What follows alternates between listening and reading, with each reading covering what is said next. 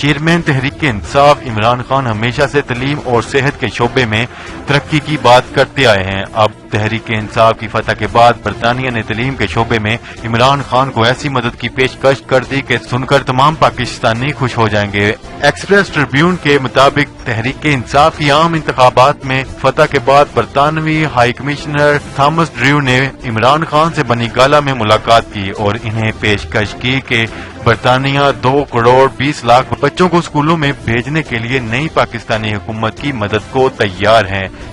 عمران خان سے ملاقات میں تھامس ڈریو کا کہنا تھا کہ ڈپارٹمنٹ فار انٹرنیشنل ڈیولپمنٹ تعلیم سے محروم 2 کروڑ 20 لاکھ بچوں کو اسکول بھیجنے میں تحریک انصاف کی حکومت کی مدد کرے گا۔ برطانوی حکومت نئی پاکستانی حکومت کے ساتھ کام کرنے اور مختلف شعبوں میں اس کے ساتھ تعاون کرنے کے لیے تیار ہے۔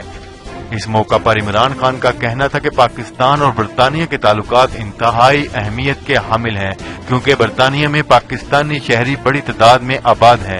تھامس ڈریو کے مطابق ملاقات میں انہوں نے اپنے وعدے کا اعادہ کرتے ہوئے یہ بھی کہا کہ ہم منی لانڈرنگ کے ذریعے برطانیہ بھیجی گئی رقم بھی واپس پاکستان لائیں گے۔